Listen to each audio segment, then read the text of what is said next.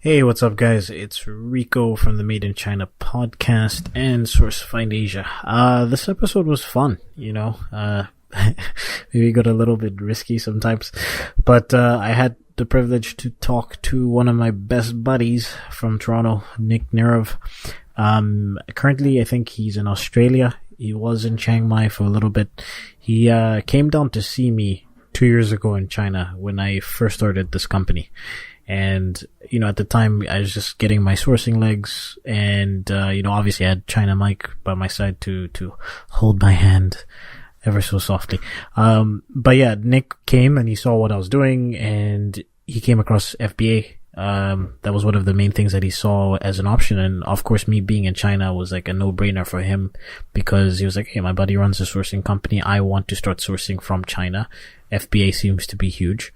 And of course, we chopped it up a bunch of times about, how he should approach manufacturers and sampling and all the stuff. I did product photos for him. And yeah, he launched a very, very successful FBA store and he's currently making, I think he said, between $10,000 to $15,000 in profit monthly. And yeah, we just sat down and talked about his process and more of the mindsets that go into it. I think this is going to be one of those episodes where you kind of see a different side of me just because he brings that out of me. And I like how me and Nick are in terms of, and we have a crew of friends who are similar in this way. This is going to be a very long intro, but, just the way we approach certain things in business and life, I think is very, not to pat my own back, but I think that we support each other and we feed positive energy to each other. But yeah, just enjoy the episode. I think it's for anybody that's interested in selling on Amazon or who is selling on Amazon. I think it's going to be good for you. And for anybody that's interested in just business and abundance mindsets and being positive, this is going to be a good episode for you. Cheers. I don't want to be a product of my environment. I want my environment to be a product of me.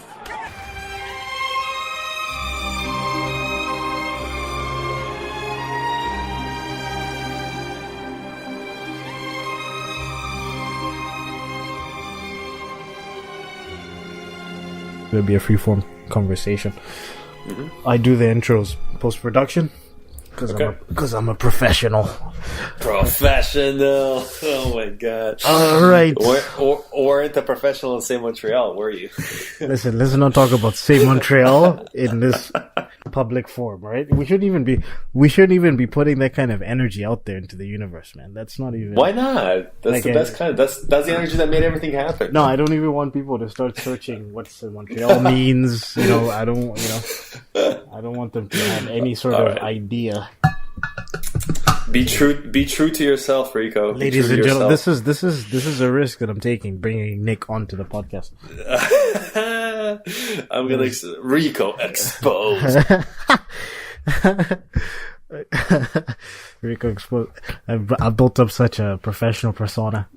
And then we're come and wreck it in one podcast. The thing about so just a little bit of background before Nick starts to talk about his.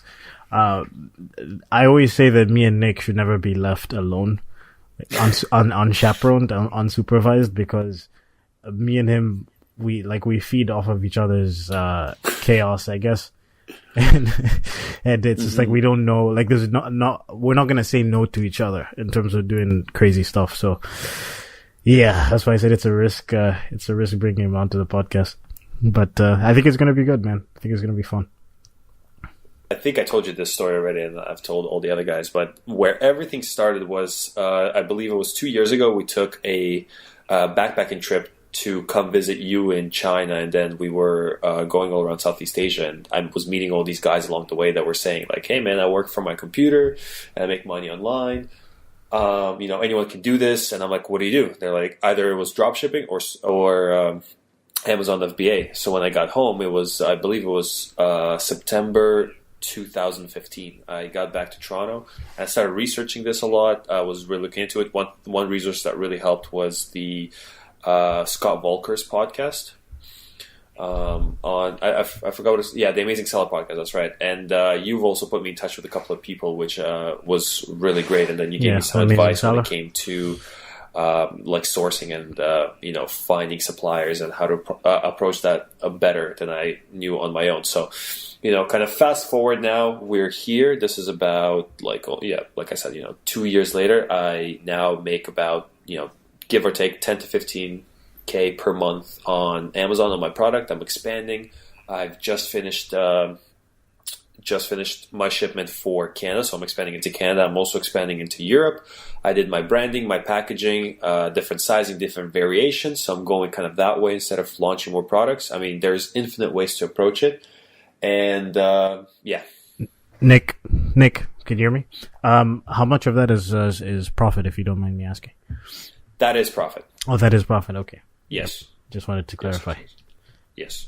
Yeah, I know a lot of guys talk about it in sales figures, and I think that's nothing really. Are we allowed to swear, by the way, on this podcast? Yeah. Okay. Yeah, that ain't shit. Is basically what I was trying to say. Is you should be talking in your profit figures, because you're not only kind of concealing how you are doing, for other people's measurements, but you're also kind of lying to yourself. You're trying to big up the numbers when you're not quite there, and that's okay. Even if you're making $500 of profit a month, that's something. For me, it started off make $5 online, and I went to Fiverr, and me and my buddy Ryan, who of course, we basically stayed in a room together for I think 5 days straight in the fraternity, small fraternity dorm room, and we slept there, we ate there, we ate like pizza and Chinese noodles until we made those $5 online. And then the day that we both made it, both made $5 online, we went out and spent like $10 on beer to celebrate.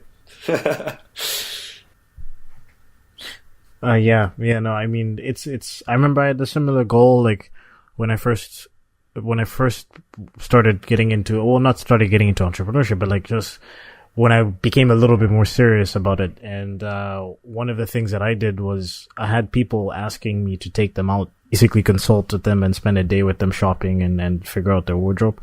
So one guy just was interested in paying me, and at the time I had this goal of making $1 from entrepreneurship, and the dude paid me $20.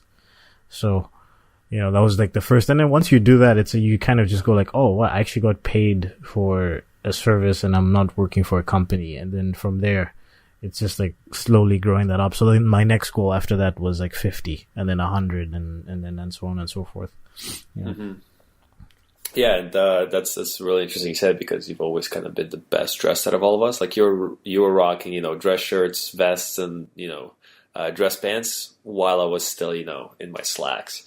But one thing I actually got to tell you, I think 3 years ago when you went off to live in China, and specifically when you started this podcast, one thing that I've always dreamed about was actually this conversation we're about to have, which is like started, made something, tried to rush into another thing, got down on myself, depressed, stepped back, reevaluated, and now I'm in a position where it's like, okay, here we go. Like a year. So my Amazon business is actually like a year old. Like May 2nd, I'm going to be celebrating my first sale last year.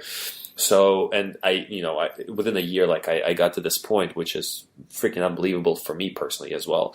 One of the things that I've been reflecting on for the past week. So, just for context, for the sake of context, I was in Chiang Mai, Thailand for 6 months, and we can talk more about that, why I went there and why I would recommend anyone starting off or just fairly new going there. And I was actually heading on my way over to Zagreb, Croatia, for similar reasons why I went to Chiang Mai in the first place. And in between, I decided to stop over at Sydney, Australia, because one of my closest Toronto friends, he lives here. So right now, I'm actually crashing on his couch and, just going out, seeing Sydney, seeing the beaches, and it's all nice and awesome. But what these past 3 weeks being in Sydney gave me was this opportunity to step back and just like, you know what, Amazon's on autopilot pretty much. Drop shipping, which is like the new thing I'm dabbling in and I'm learning about, and I've launched a couple of websites. Some of them broke even, some of them, not so much, and then shutting them down, kind of like learning, reiterating. I'm like, I'm not going to touch any of that. I'm just going to sit back and two things I'm going to do. So me personally is I'm into self-development, self-improvement, and two big things that I'm kind of going through right now. Number one is Jordan Peterson self-authoring program, which basically helps you kind of verbalize your current state, your weaknesses, your strengths, think about those, write them down, your future goals, and then your past experiences. The past experiences being mostly, traumatic experiences that are roadblocks to what you want to be doing now and future. And basically the whole idea behind that is if you just verbalize and try to understand, and in doing that, and the second program is actually, it's more of a personal thing, but it's RSD Max, like Real Social Dynamics Max, his program, The Natural. I'm basically, without going too far into it, I think I'm pretty, I'm a pretty shy guy when it comes to talking to new people, so specifically girls. And I'm kind of going through this program just to kind of teach myself a little bit more and push myself to actually talk to new people and, get out there in the world. So from these two kind of things that I've been thinking about, that I've kind of taken away from the last 12 months, that's been a heck of a ride, was kind of this idea of, pursuit versus attainment. So what's better, to just get it, like, oh, I want it and I want to get it, or kind of the journey? And I know that there is this, there's already this kind of general self-help kind of like, no, it's about the journey, man. It's not about the end goal. But why, this has been another big theme, is why fear is the compass rather than something to be avoided. And yeah, like that's where I've been. Hey, what's up, guys? Just want to make a quick announcement here. This is Rico. We are hiring. We're looking for summer interns in SFA. If you guys are interested in having the experience of your life, moving over to China for a few months, learning how to make cool things, traveling around Southeast Asia, specifically China, of course, but China's Guangzhou is located in a way where we're like an hour away from Thailand and Bali and all this kind of stuff. And just hanging out with me as well. And go to our website, sourcemanager.com/intern. I'll link it up in the show notes, and submit your application.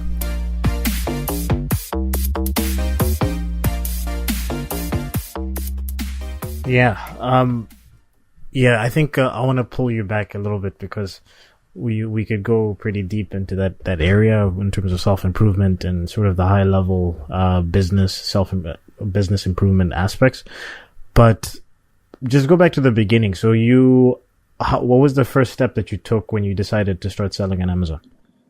Right. So after that Southeast Asia backpacking trip, when I got back to Toronto, I decided not to really jump into anything too fast. So I spent probably 2 to 3 months just researching, just literally sitting in the library, coffee shops, and just reading, listening to podcasts, seeing how viable it is. And I've come to a conclusion that it's very systematic. As long as you detach yourself from the product or from, success or failure of it, and you just go strictly by numbers, which is, in a nutshell, it's, the revenue, amount of reviews, can you improve the product or not, how many sales they're getting, every month, and how many competitors there are, in a nutshell. So the first step was research and just planning it out on paper. Just like, is this viable? Can I mentally, intellectually wrap my head around the whole process? Which I was able to. I'm like, okay, I can see it step by step, systematically working. And I think something to be said about gut feeling.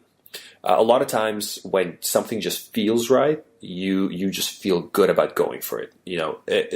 Sometimes, I think that the majority, they convince themselves like, oh, I like this job. And they'll say, they'll rationalize in their minds why they like a certain job, even though on the gut level, they don't, they get up in the morning, they're like, fuck, I gotta work again. Nobody really wants to do that. So for me, it was important that I had that feeling of like, yes, this is going to work. And that's exactly what I got. And that was the first step. So, after that, like choosing the product. So the three big things I think is, research and choosing a product. Number 2 is, finding a supply, whether it be China, it could be South America, it could be US itself. and then the logistics of delivering it to Amazon warehouse for Amazon FBA. How important, because one of the things I think about I think about very often, just to give some background, I don't know if I've discussed this in depth on the podcast, but like, we have a group of friends, all of us from Toronto, except Noam, who's from Ottawa. Screw that guy. But anyways, we all met in Toronto, and we became friends, I think, but like, we met in 2011, and then I met Rohan maybe a couple weeks later, and then I met Noam, and then I met you and Ryan, and I guess pretty much since 2011, 2012, we've been like best friends. So it's like, it's not a mistake that happened. So the point that I was trying to make is, how important was having the group for you when you were going through this whole process, when you're learning about, what it takes, picking the products, the sourcing aspect, even just setting up the business side of it. Like, how important was our friendship group? I think the friendship group that we have specifically, which is, friends by choice rather than friends by circumstance, that just for the mentality, just for the mental aspects of it, having everybody like push each other towards entrepreneurialism, that was immeasurably, beneficial to me personally. And I could say pretty much the same for everyone. But, also having everybody kind of around the world and having everybody work on different things. So like working on copywriting, you're working on sourcing, I'm working on e-commerce. We have a buddy of ours who's dominating North America right now in, software gaming. That I think is kind of like, not X-Men, what are they called? The Avengers kind of coming together, because everybody in the team is strong on their own. Like, they've kind of more or less made it or making it. They're taking the journey to making it. They're seeing success and they're plowing through. But together, we come together, like the whole kind of makes it bigger than the individuals. And for me personally, I found it extremely beneficial to have you in China, because by the time I was getting into, starting this Amazon thing, you were already established and you were getting into it with your partner back then, into this sourcing business. So I remember bombarding you with questions. I always feel so guilty just asking a bunch of questions and asking for help. But you were champ, no, and you referred me to your friends that you made there. So I think you going off to China and like being on your hustle and us being friends and me having you in kind of like as my friend and in my network, and not being afraid to kind of ask you for, your advice and how you would handle certain situations, like, to me it was, irreplaceable. Yeah, I mean, when it comes to friends, like, you should never feel guilty to ask questions. Like, me and Noam go back and forth a lot. I hit up Rohan every single time I have some sort of major business development in my company, and I'm trying to plan for the future. And I know that Rohan's like 4 years ahead of me. I know that he's been through this exact stuff, and I just hit him up and I'm just like, man, like, what do you, this is the situation, what do you recommend? And then he'll point me in the right direction. And I think that's what it's about, man. And vice versa, there'll be times, where I need your help, and that's just how it works. And 10% stock, of course, right? Yeah, 10%. Yeah. But yeah, having you there was, even beyond advice with sourcing, and then at the same time when I was getting like photography done, and then I found out that, there is a better way to get, like, I don't have to get my product to Amazon and send it to somebody in US to take these professional photos. It was actually much more better from a time standpoint to have the factory send it to you or your guy, get those photos done, so by the time that the product arrives in the warehouse, I already had the photos up and running. And photos is a huge aspect as well of your Amazon listing page. Like, I put a lot of effort into that. You have to take advantage of, you have to take advantage of the lower labor costs in China. And I mean, the product photos are just as professional as what you'd have done in the US, except they cost like half as much, Yeah. And so yeah. I did both. Yeah. So yeah. I can speak on that. Yes, it is. So after you picked your product, right, and you tested it out, right? You tested it out first? Actually, no, I didn't. And this is like the one thing that I basically like there was a hiatus where 2 months I ran out of like July, August last year.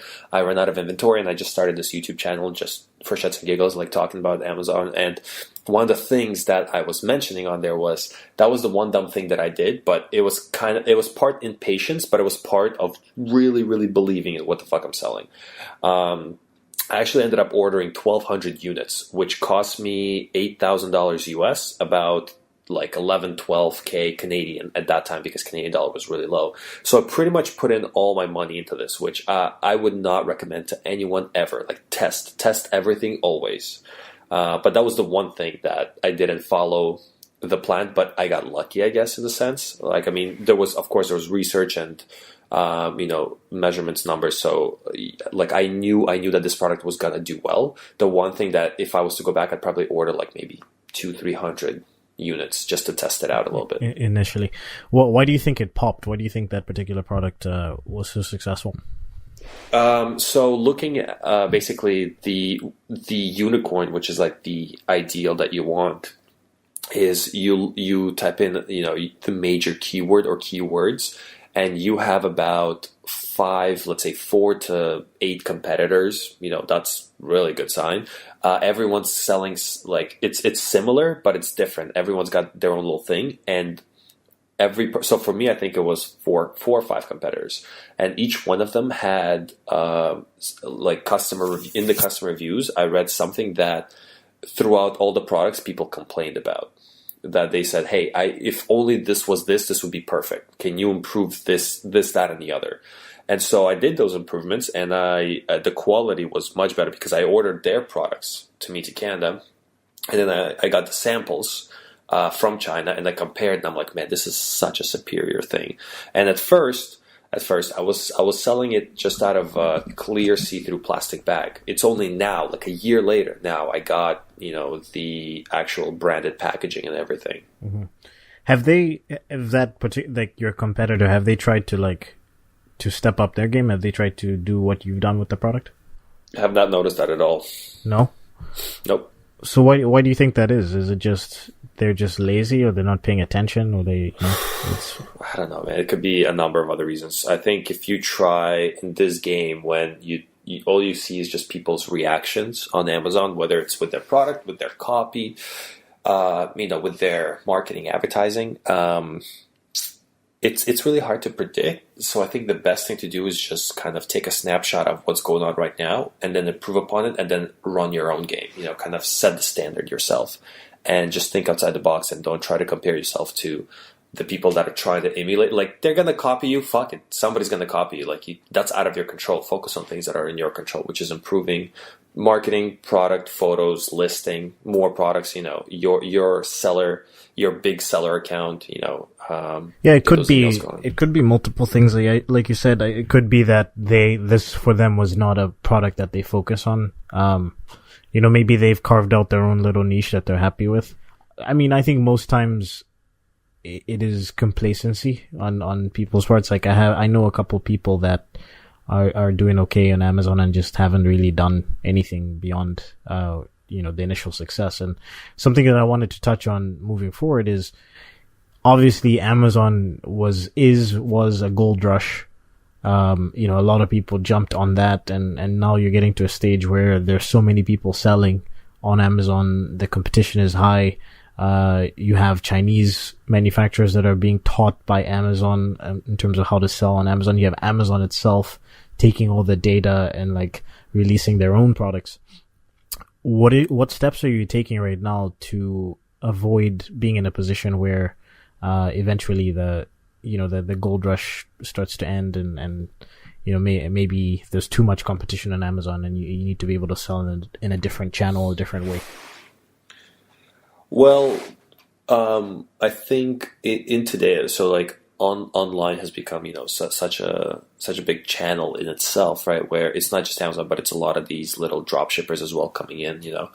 I think that the brand matters a lot, meaning that when people message you or email me, let's say, about the product, it's like, hey, it didn't quite fit, or it's not quite the thing I expected it to be.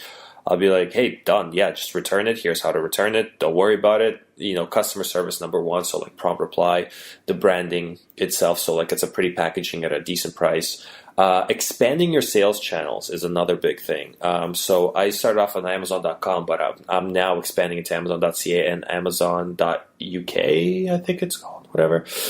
Which UK, if you're in the UK warehouse, if you're in Amazon FBA UK, they actually fulfill to the 6 biggest countries in Europe, which is, I believe it's Spain, France, Germany, and something rather. So expand sales channels. So go beyond Amazon. Start your own third-party fulfillment. So there are fulfillment services that will ship your stuff worldwide for $1. So you can get off that. And, you can also start creating your Freedom Tripod, which for me, the Freedom Tripod is 3 separate sources of passive income that are completely separate from each other. So one is Amazon. The second one that I'm working on figuring out, the Rubik's Cube that I'm figuring out right now, is the drop shipping. A general dropshipping store with Facebook ads, that whole side. The third one, I don't know what it's going to be, to be honest, but like I'm sure I'll figure it out in the next year. But basically, if you have 3 streams of income, of passive income, let's say each stream makes you 5 to 10K a month, you're looking at anywhere between 15 to 30K a month of profit, clear profit. That is more than enough for you to live the life of the rich and wealthy. I think it's way more than enough. Like, yeah, it's like you're making $15,000 a month profit. Like you can live literally in any city in the world. Exactly, no problem. Like it's actually, I think it's about I would say $2,000 USD allows you to live really comfortably in about 90% of the world, really comfortably. If you wanted to like have a condo and like a nice car and whatever, eat at restaurants that you want to eat at and travel and stuff, you'd need at least 10K a month.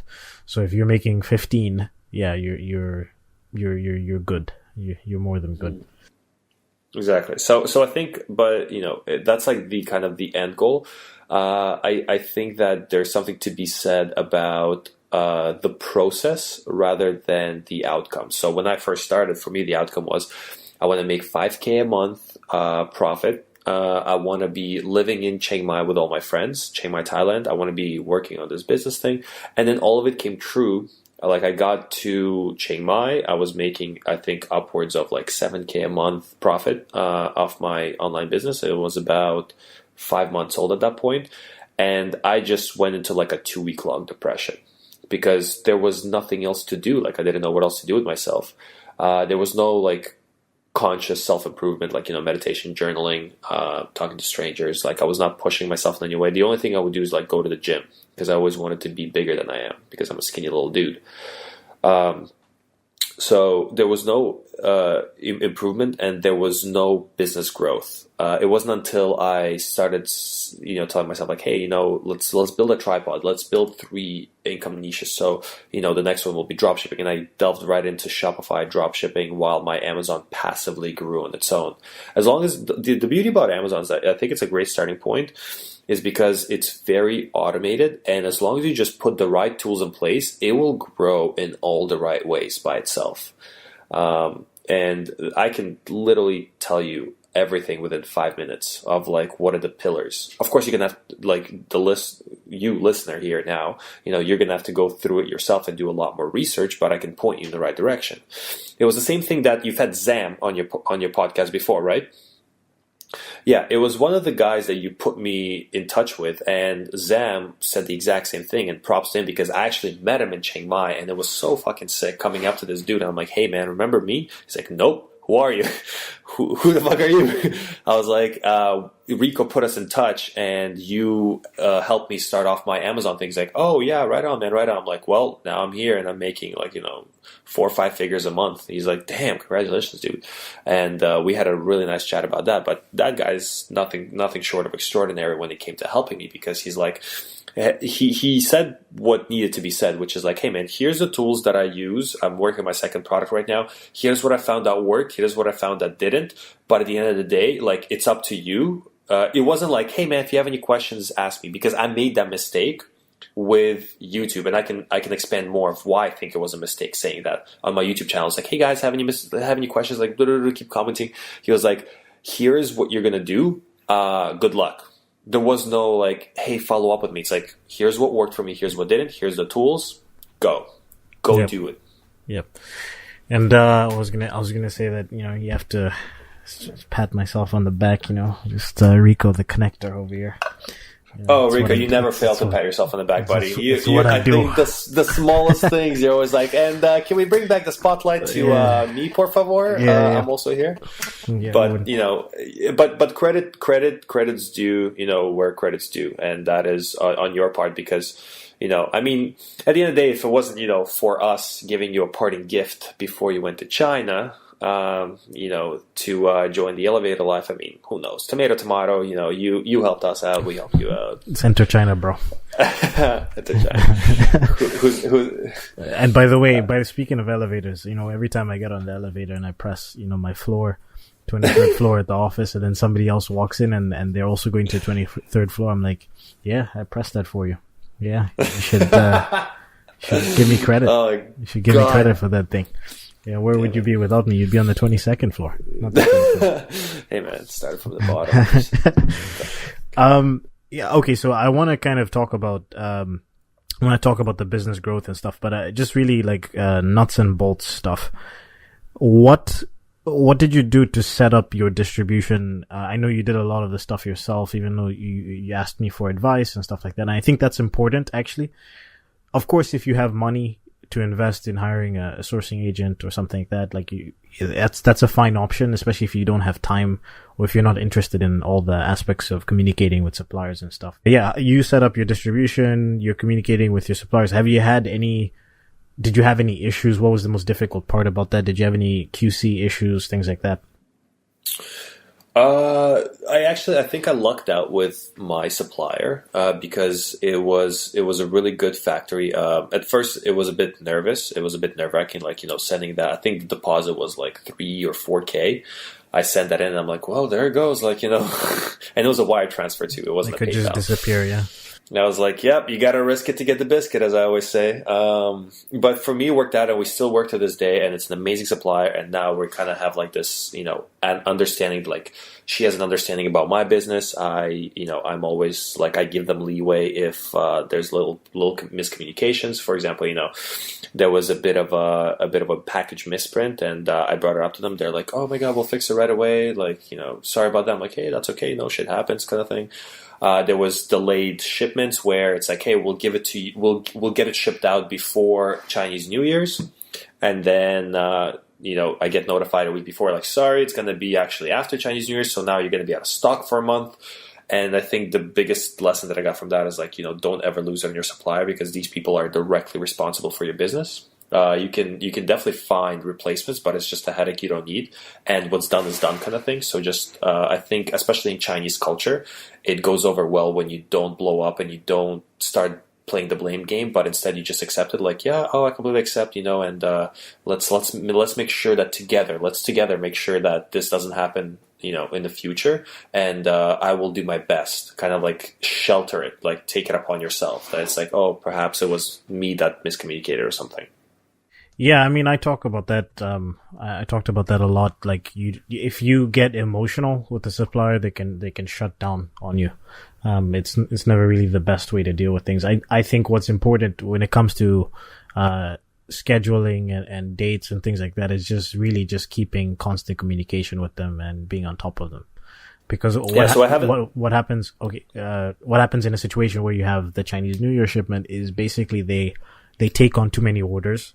And then they need to prioritize which ones they're going to ship out first. Mm-hmm. Mm-hmm. But yeah, I haven't had a lot of problems with mine, but I have heard a lot of people having problems with other suppliers, and I think it comes down to, number one, lack of communication, lack of vetting, and then ignoring some red flags from them. And I think that you would know a lot more about it than I would. But honestly, if I was to go back, and I think if that first one failed, I am most certain that I would be probably using a sourcing agent. And I'm really glad that we're buddies, because you'd be the first one that I'd come to. Because finding a good sourcing agent too is a problem, because who the fuck knows? Like, man, it's like, hey dude, like, find this out for me. It's like, yeah, we'll get the shipment, just send me the money. Everything will be okay.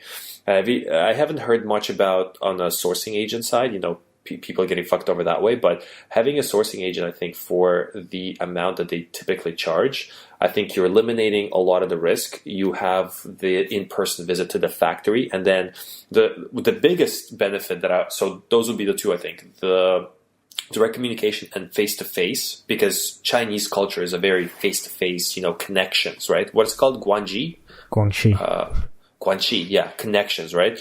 That's how they do business. That's number one thing. Number two is the speediness of sampling and improvement of sampling. So, like I said, I got lucky. I found a good supplier. Their first order of samples was amazing. It stood out above everything else. If you have a man on the ground, he figures all of that for you. And I think that's why, I'm so happy that we're together, because e-commerce is basically, I'm becoming this e-commerce guy now.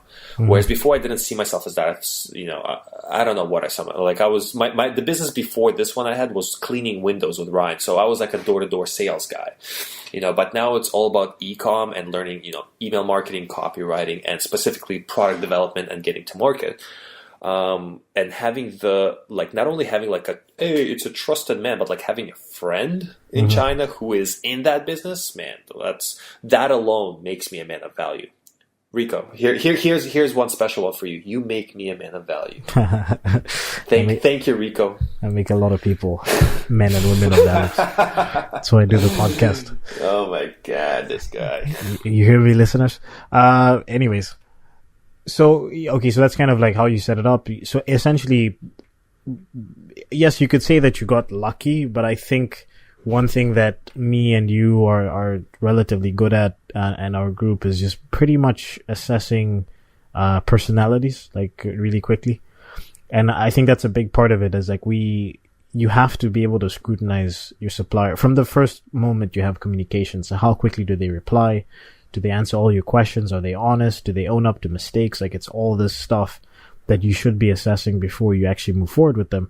Because I always talk, when it comes to QC, obviously the first thing is knowing what your product is and how it's made and how it should look and the quality and stuff. And that's the research that you're doing when you buy your supplier's sample, right? And then you see all the things that need to be improved, the things that people are complaining about. That's doing the research, that's understanding how this product is put together, what are the issues that come up with this kind of product, and then finding a supplier, and then comparing the quality and getting that whole process set up, and then making sure that supplier is on top of everything. So I think that's, if you do that initial search, if you understand how the product is made, if you really scrutinize the communication and like all the things that I just mentioned, are they honest, the quality of the product, how quickly do they respond, all that stuff very early on, you should be in a good position when you start to work with the supplier.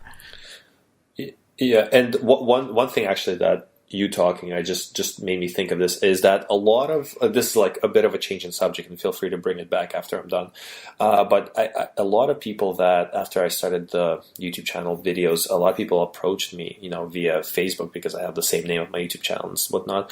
And it's a lot of people seem to be stuck at the beginning. So there's like all this overwhelming information, and it's like, where do I begin? Where do I start? How do I do this? And two things that I've noticed. Number one is everyone seems to be lost, and number two is everyone seems to be in a rush. And those are the two things. Those are the two things that I think that's the reason why it worked for me. So just to give you perspective, I started researching September 2015. I didn't make my order until January 2016. So that was 4 months of, and I'm not talking about thinking about it. Literally, I leave my house. I wake up, have breakfast. I leave my house to go to university. I'm listening to the Seller podcast.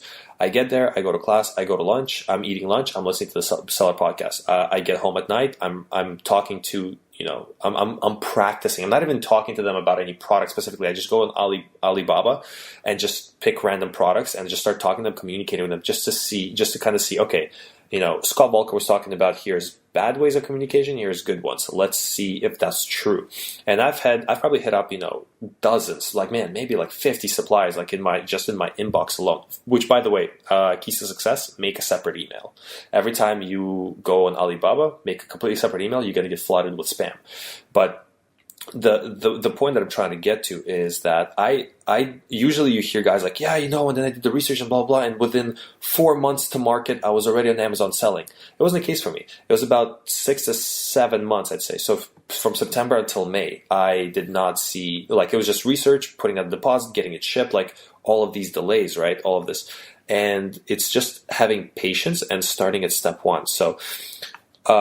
I would say that if you're thinking about getting specifically to Amazon FBA, here's everything that costs you nothing. So here's up until a point that you're spending $0, and that is so like listening to Scott Volker podcast, Google's your friend, of course. So Googling around, success FBA stories, trying to find, so like Niche Pursuits, Startup Bros, they talk a lot about Amazon. So those are like the few guys that I know personally. Of course, your podcast and the guys that you're connected with. So start research, start getting your head wrapped up about it. Go on my YouTube channel. On my YouTube channel, Nick Nirov, I laid out like, hey, here's like I forgot what it was, but it's like 10 kind of steps of what the whole picture, the big picture looks like. It's like the big picture of Amazon FBA. So you do the research. Then from your research of what Amazon FBA is and how to actually find a product, you will find a few tools. For example, I used Jungle Scout, but now there's things like Unicorn Smasher, which is like I hear it's a free Jungle Scout, but then there's also like the Jungle Scout web app, and then there's a Jungle Scout add-on. So I use the web app as kind of like my Google search of products on Amazon. And, just Google it. There's breakdowns of how to use it properly. Actually, I also have a video how I do my product research. So now you research products and you track them, and you kind of, see what, like, you have your description of like what you're looking for. So, revenue, number of competitors, number of reviews, read the reviews. What are the customers saying about the product? Can you improve the product? Then you find a couple of potential products. Then you start contacting Alibaba suppliers. Then you start vetting them for how good is their English, how well is their reply, how long did it take to reply. Ask them maybe for previous customers. They might give it to you, they might not. Can you make an order of a couple of hundred because you're just trying to test out the market instead of making 1,200 like I did first. See if they have a DHL FedEx connected to them. Because the factories in China, they get special deals on DHL FedEx, either economy air or economy ship. If you don't want to deal with that, with finding the factories that are good, vetting process, hire a sourcing agent, whether it be Rico or someone else that you might find. And up until that point, you are like vetting, research and vetting, you are spending nothing. Your first expense will either be a down payment, or maybe you spend $30 on the Jungle Scout paid tool. $30, big deal. But up until that point, you're really just spending a lot of time and just trying to grasp the whole Amazon ecosystem, how it works. And then your first expense will either be a sourcing agent that will help you find the factories, or it's going to be a down payment to the factory of starting to produce your product. That would be your first expense. Or samples. But that's like, I'm talking about like hundreds or thousands of dollars. I'm not talking about like a sample will cost you maybe $40-$50. But let's say, if they ordered any kind of money, a sample like Jungle Scout will cost you $30, and then a sample will cost you maybe $40-$50 to get a sample shipped to you so that you can see it. Up until that point, like, you're not even stressing about money. So I don't have money to do this is not an excuse. I say, if you really want to do this, if you really want to commit to this, if you like what Rico and I are talking about, but especially you like the lifestyle that we live. It's like, man, those guys did it, I can't do it. Bullshit, man. I was in your shoes a year ago. I was living in the fraternity. I have a video about that too. That was my first video I ever made. I was in the fraternity, broke as shit. I had maybe $500-$600 left in my bank account. I didn't have Amazon yet. This was actually 2 years ago. I lied. 2 years ago. And I had $30K of debt, and I started that window cleaning company, which then got me out of debt and put me on the track to Amazon. But like, there's always a way out, right? There's not an excuse. So if you're thinking about this Amazon thing, first of all, start saving up some money. Second of all, research and understanding and reading and listening does not cost you money. It costs you time, and you're not putting it in because you're busy with other things. It comes at an expense, like Gary Vaynerchuk says. It comes at an expense of watching movies and playing Angry Birds and spending your time on Imgur and Reddit. That's what it comes at. Okay, so bringing it back to what we were talking about, the nuts and bolts. So, you kind of got lucky with the supplier that you work with, because you did a little bit of research. You got found a supplier that communicated effectively. Now, when the product started to scale, did you do anything to push your sales up, or was it just sort of like after it popped, reinvesting the money and placing in larger orders and then just kind of growing from there? Yeah, so when I got the product at the end of April 2016. First sale was in May, and from there it started slowly, like 2 sales, 4 sales, 6 sales. It kind of climbed up until it averaged at around 20 sales per day. Then I raised the price a bit. It dropped to 10. After 2 weeks, it was back to 20. So 20 was kind of like my average. And even now, about 30 sales a day is my average. But I kept raising the price, and I kept making better. This is not to mention Q4. Q4, kind of everything blew up. But one thing that I did wrong was I did not immediately put in another order, because orders in China usually take about 3 to 5 weeks to produce. And then depending what kind of method you use for shipment, usually it's, shipping freight, it'll take another month to deliver. So you have to be staying ahead of the curve 2 months ahead. So I kind of fucked that up, and I ran out of inventory for about a month and a half. Now that is no longer an issue. Like I kind of, I get good margins on my products, so I always kind of have money, and I always reinvest. Always. Like I'm trying to keep, despite me, like I said, traveling, going around the world, living in, everywhere else other than Toronto, I'm still spending probably $2,000 to $3,000 a month, and then everything else is going back into this. Of course, I took out maybe $2,000, I'd say $2,000 just to test drop shipping and Facebook ads and play around with that system, and I've learned a lot. It was way better than buying any kind of course, first-hand experience. But other than that, it's either like I'm saving. It's like it's in the savings and it's ready to be reinvested, executed. That's why I'm expanding to Canada. I'm getting different variations, different samples. I'm not going a wide product line, although I am working on my second product now. Actually, it's worth mentioning that it's my third product now. I did launch a second product and it was unsuccessful, and I can speak about why it was unsuccessful in comparison to my first product, because they're very similar, but there was some key things that I did with my second or with my first one that I didn't do with my second. But yeah, everything goes back into this business. Everything gets back reinvested. Like I said, you don't need much. You just have to build this engine that generates you, like I said. All right. So before I go into like the closing questions, now that you're at this stage, of course, you talked about the freedom pillars, the 3 freedom business pillars. You are, testing with the drop shipping. What are you going to start, or what have you already started outsourcing with your Amazon business?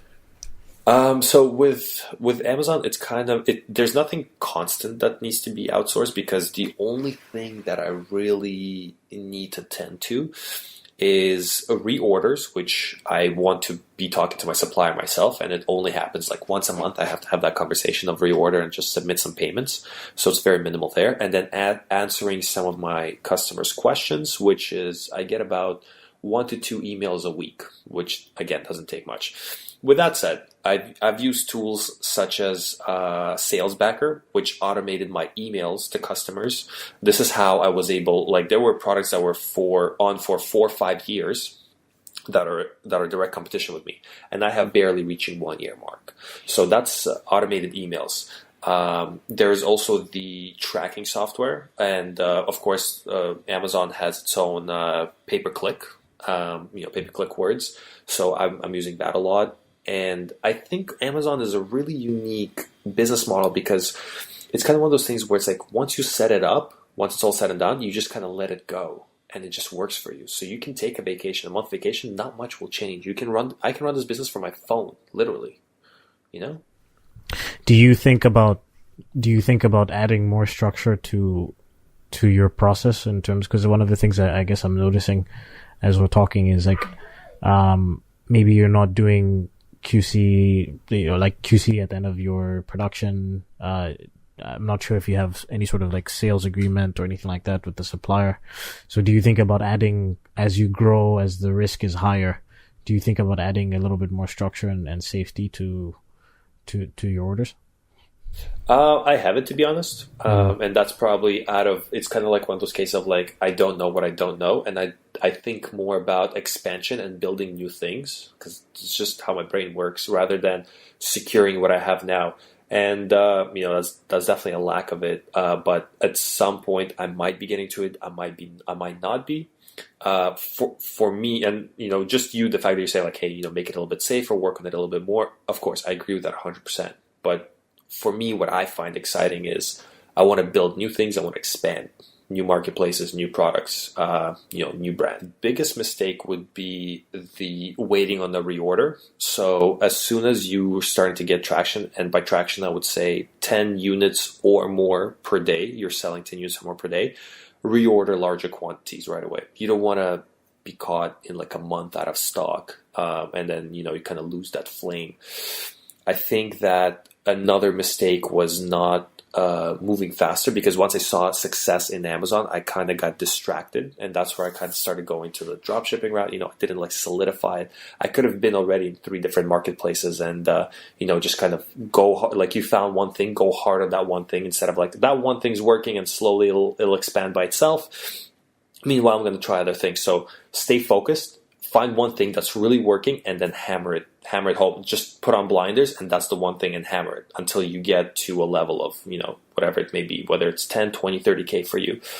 The smallest thing, honestly, it's, I want to go back to a Tim Ferriss quote, which is, we underestimate how much we can do in a week, and we overestimate how much we can do in a day. And the smallest thing that made all the difference was taking half an hour to an hour action every single day progressively. Just literally making that a habit, whether it's just researching, understanding the process, listening to the podcast, shooting off that email to the supplier, because it's really easy to get discouraged. And I remember I faced a few of those points, and if it wasn't for once again, for the friend group, everybody having their own thing and everybody being fairly successful, and me being at the bottom of the totem pole, not having my own online business, it felt really frustrating and intimidating. No, that's Puya. What are you talking about? But I was there, right? Like, I think at some point, our friend Puya, who's not maybe necessarily very entrepreneurially minded, he was still having a really nice engineering job, whereas I was living in a fraternity without really any income. So I think that if you just make it as easy on yourself as that, just commit to, let's say, between 6 p.m. and 7 p.m. or 6, like, just make a habit of 1 hour, preferably in the morning, because once you start delving into this, the hardest part of really anything, whether it be writing, exercising, starting a business, it's that initial bump. Diet, especially, diet's a big one too, cooking. It's just that initial, like, first 5 minutes of doing the damn activity. Once you get those 5 minutes done, you shift gears and you're in it. You're interested in what you're learning. You're absorbed by it. So just give yourself like, hey, these next 5 minutes I'm going to spend doing this. Preferably I'm going to do it for the next hour. And 1 hour a day of research and action. Just like, okay, so I've learned now how to do product research, and then start doing the product research. Don't make excuses like, I know it now. There's a book called The Slight Edge that talks about that, in terms of it's better to do something like, if you want, let's say you want to learn a language or you want to sell on Amazon, it's better to do a small piece of that every day leading up into the bigger part. So if you wanted to sell on Amazon and you feel overwhelmed, it's like, maybe just start off doing product research for 30 minutes a day for 2 weeks. And then from there, contacting suppliers for 30 minutes a day for another 2 weeks. And then, that's so on and so forth, until you get to a stage where now you're placing an order. So it's better to do that than to spend 1 day deep diving, getting overwhelmed, and then just not doing anything for 2 months because you got burnt out and you felt overwhelmed. And it's not sustainable if you can't spend 6 hours every day doing the same thing, quite often. So speaking of books, can you name 3 books, blogs, or podcasts that you listen to, read, that would help people get to know you better? Help to get to know me better? Yep. Oh boy. Okay. Well, if you're getting into this Amazon game, like I said, check out my YouTube channel, Nick Nirov. I gotta admit, I have been quite lackluster in the last couple of months. I haven't been really posting anything there, but I would actually.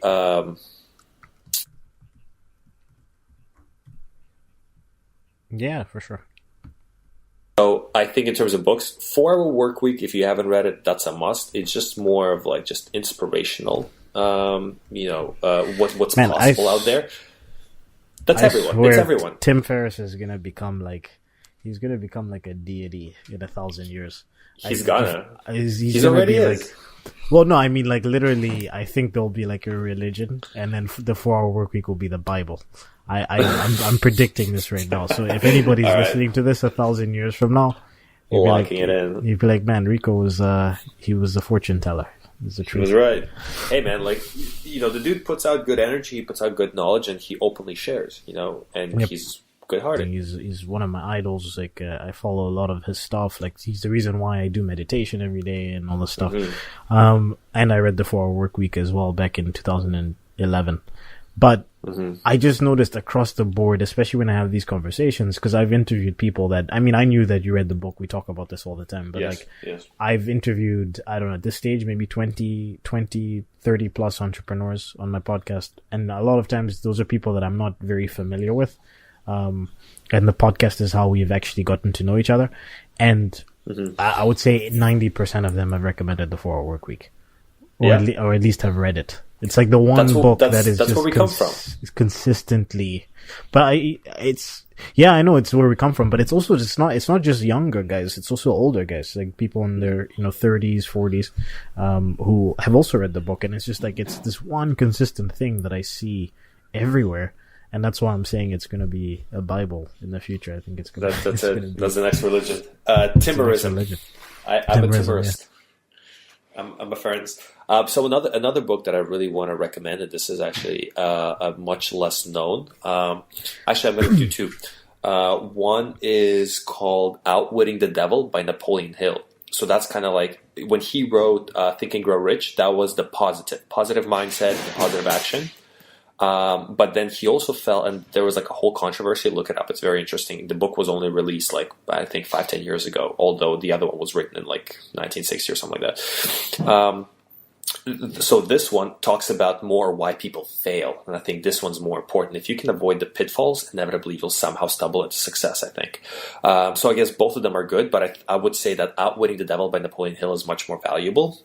And then anything. This is the one guy. So before, if you were to ask me like who are your influences, I would say Tim Ferriss, Joe Rogan, and Gary Vaynerchuk. That's like the trifecta. Those are the 3 men that have the most influence on me intellectually on like what I'm doing.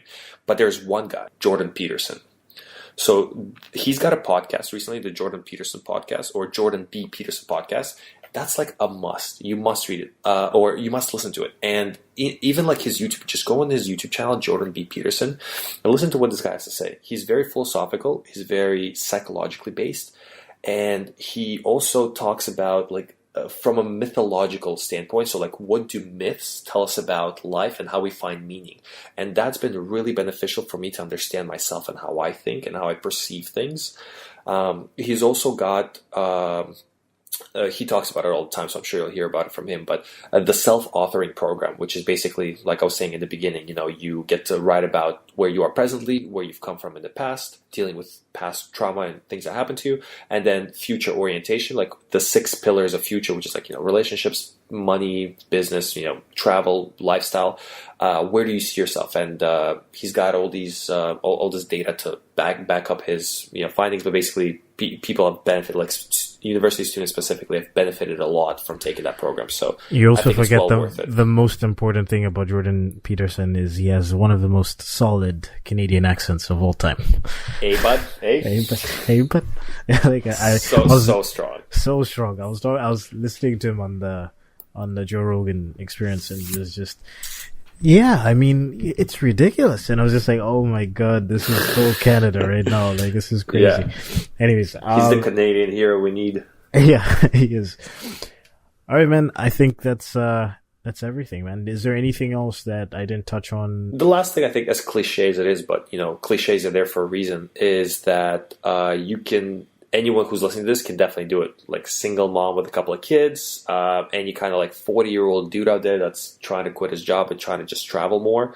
I think people big it up in their heads too much. They give themselves too little credit, and literally anyone can do this. I went from, like I said, I was like a 23-year-old kid living in a fraternity dorm room with a bunch of debt. I somehow found a way. If this is something that resonates with you, all you got to do is just put in the research, get excited by this idea, just, feel it, get passionate about it, read it, but then also, take steps towards it. And this is this is the biggest thing that everybody recommends, but it's so true. In hindsight, I promise you, a year or two from now, when you look back at it and you're making your money online, you're traveling, you'll understand what I'm talking about.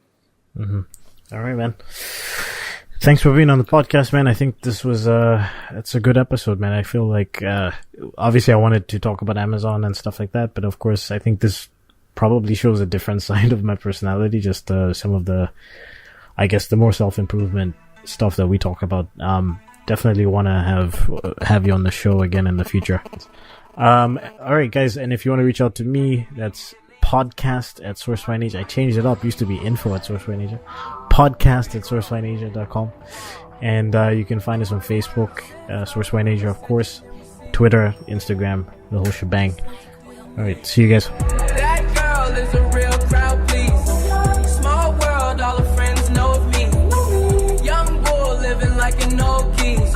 Quick release the cash, watch it fall. What's up, YouTube? Thanks for watching the video. If you like this kind of content, I have a special gift for you. It's called the Definitive Sourcing Guide Arsenal. It's our 4-step sourcing guide. The link is in the description below. Of course, we also have the Made in China podcast at sourcefineasia.com/Made in China. Link is in the description below. And of course, subscribe.